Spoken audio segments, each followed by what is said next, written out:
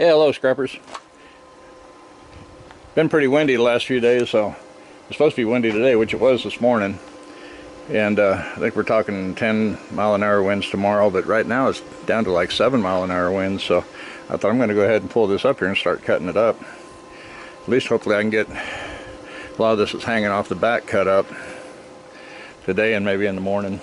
I got water hose right over there, so I hosed a lot of the dead grass down and leaves just to be safe. But if I can get it down into small enough pieces that the tractor can handle it, maybe, you know, then I can get it off the trailer. But I'm going to try to get as much cut tonight as I can, but it's already, you know, almost 5, so I've only got a couple hours. But I said a while back I was going to do a video on cutting stainless and some aluminum. So we got some aluminum here. I think that was off that one air compressor. And as you can see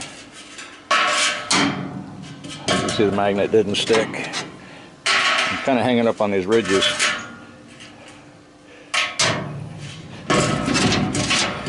So the magnet's not sticking, so that's stainless. So put the magnet back. I try to get us a good viewpoint here. Trying to get a little bit done here. Get the trailer emptied up. Then try to zoom in a little bit here so you can kind of course my hand will probably be blocking the view of the cut. Yeah, I might move it around to the other side maybe. Might help get a better angle, hopefully.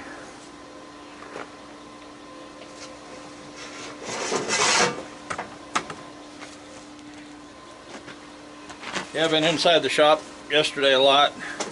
Had a bunch of compressors to cut down and clean up. I actually cut them down the day before yesterday, but spent a few hours just cleaning off the workbench. Got about $10 worth of copper and brass, just a bunch of little stuff. So okay, we're about ready to go here. Figure if I can get some of this cut off, I don't have to melt quite as much. Okay, now it's not wanting to kick in. Pretty sure I got everything set up right. Oh, I know what it is. I got the air hooked up out here, but I didn't plug it in into the air compressor. Be right back.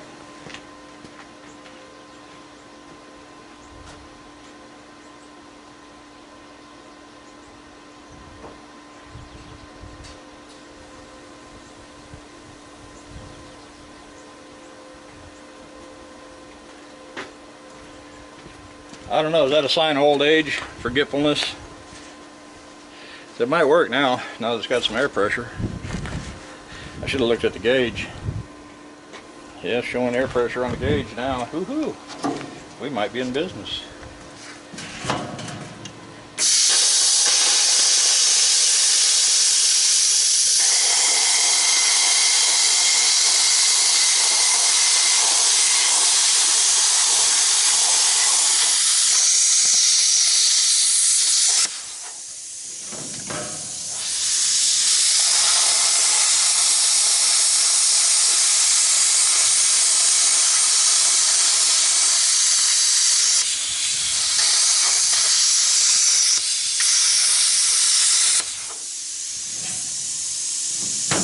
Maybe talk to them at the scrapyard and see if it would hurt the price of aluminum rims if I cut around the bead, you know, and to get the tires off of there. Once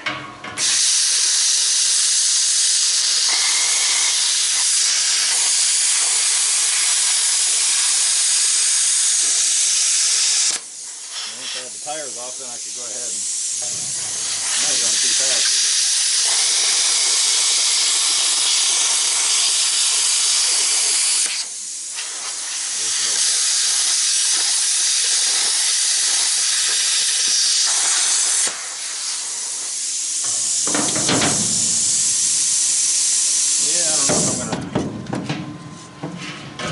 have to cut.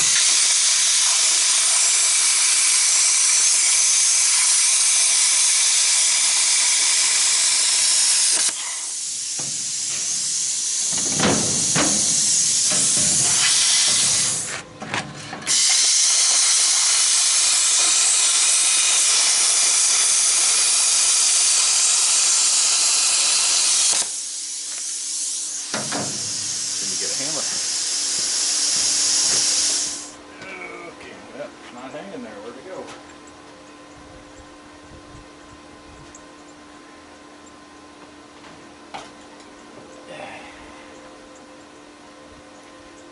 I get the big one.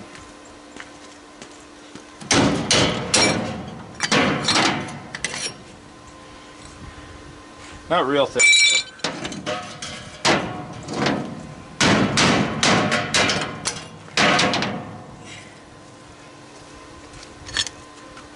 It cuts it.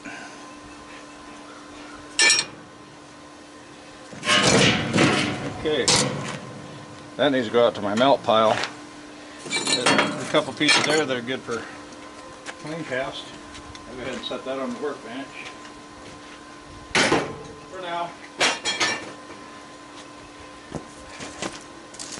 See, these things take up a lot of room like that if you go to haul them in a load. If I can cut it down into, say, thirds or quarters.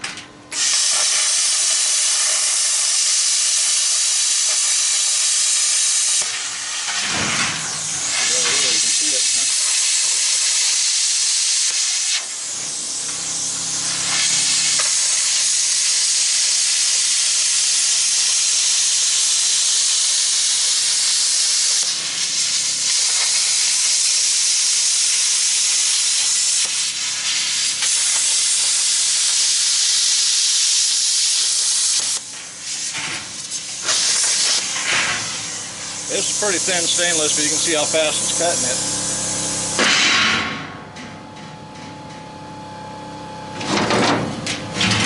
It should be pretty good even on a little bit thicker stuff. Let me make sure that's all in the shot.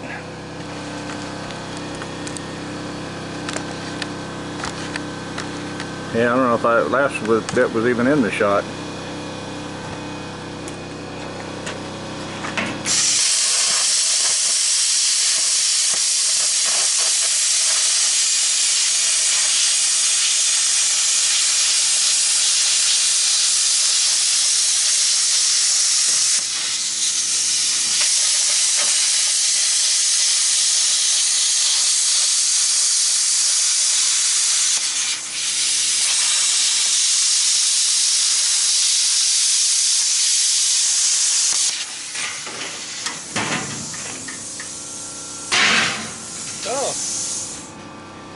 Yeah, that's how she does on stainless. I'm going to try to make a cut.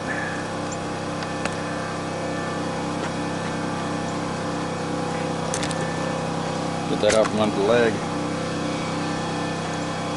Try to make a cut right here where this seam is. It's got plate welded on right here. Try to cut that and cut it right over here. Now,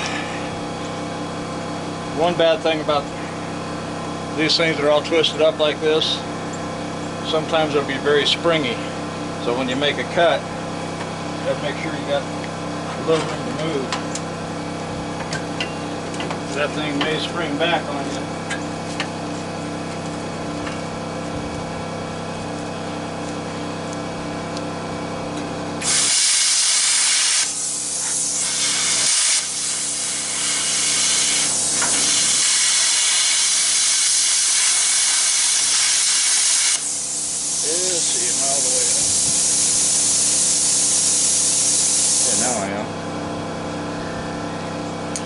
Well,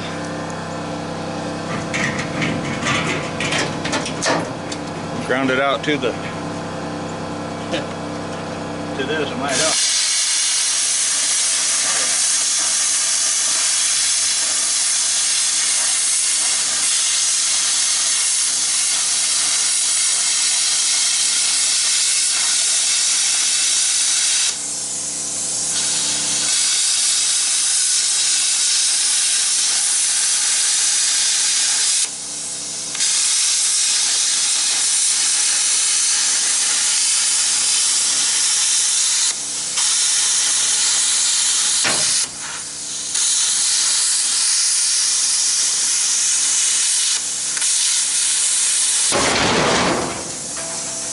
There she went. Like I say, when you finish up, you never know where it's going to go. I was going to make that cut down there next, but I don't know. May not be able to. May have to come up here somewhere and make my cut.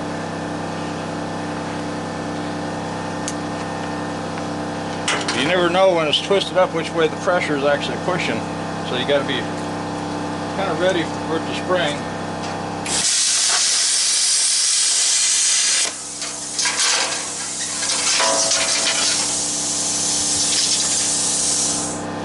I could probably measure roughly 3 foot from that mark, go a couple inches short, and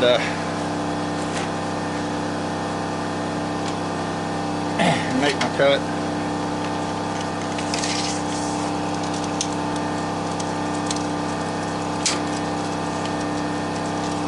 A lot of times when it's bent up like this, I don't like making too long of cuts anyway.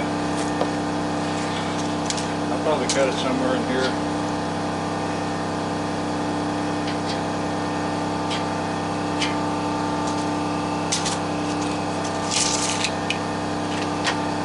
We'll try that and see where it gets us. Cut that off, and then I can come back and easily make that cut later. If I throw it up on the trailer or something where I don't have to get down on my hands and knees and crawl around. Or let me check the camera again. May try to move it over here, get a little better. Yeah, I'll make this cut right here real quick. We'll get you zoomed in on it.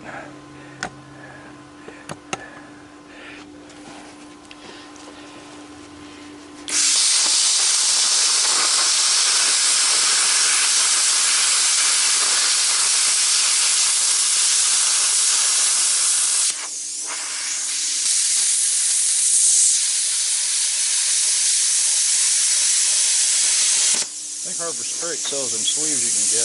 I might have to go down and get me a set of those.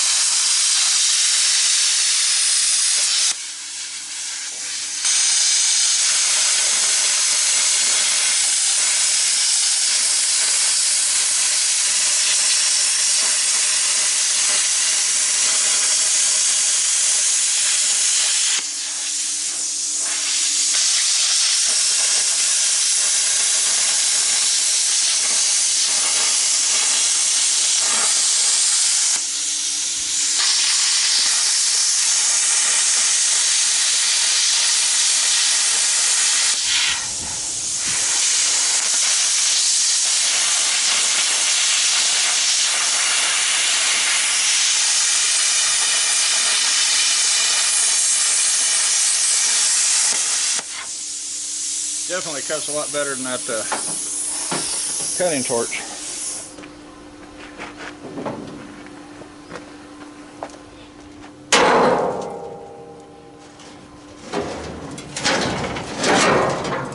Okay, there she broke.